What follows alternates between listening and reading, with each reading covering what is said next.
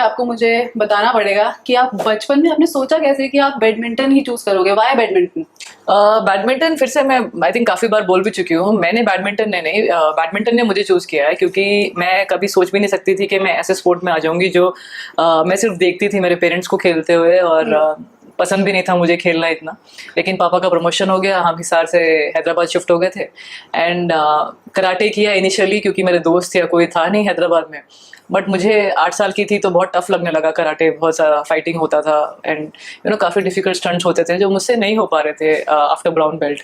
तो पापा ने मुझसे पूछा और मैंने भी उनसे कहा कि बहुत टफ है, शायद कुछ ऐसा स्पोर्ट मैं खेलना चाहूँगी जो थोड़ा सा मतलब मैं खेल सकूं। तो आई थिंक पापा के फ्रेंड ने उनको कहा कि यहाँ पे बैडमिंटन बहुत पॉपुलर है हैदराबाद में, तो साइना को आप देख लीजिए अगर ज्वाइन करना चाहती है, क्योंकि आप लोग भी जानते हैं खेलते हैं शाम में।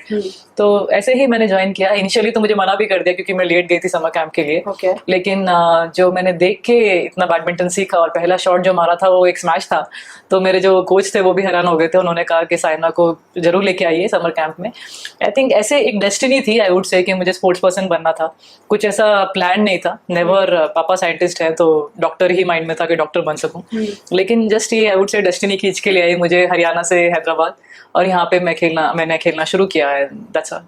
तो आपने बताया कि आपका पहला शॉट ही स्मैश था, तो स्मैश कैसे हो सकता है? मतलब आप पहले क्या ऐसा हुआ है कभी कि आप लड़कों को स्कूल में पीटती थी कि आप में इतनी ताकत आ गई कि आपने पहला शॉट ही स्मैश मार दिया? मुझे लगता है मैंने देख के बहुत कुछ सीखा है। मैं देखती थी मेरे पेरेंट्स को खेलते हुए, वो टाइम पास के लिए खेलते थे शाम में। दे वर गुड प्लेयर्स, मतलब मम्मी स्टेट लेवल तक खेली है हरियाणा में। और जब हम यहाँ पे मूव हुए मैंने उनको फिर भी देखा खेलते हुए, क्योंकि इवनिंग में वो उनको पसंद था बैडमिंटन खेलना।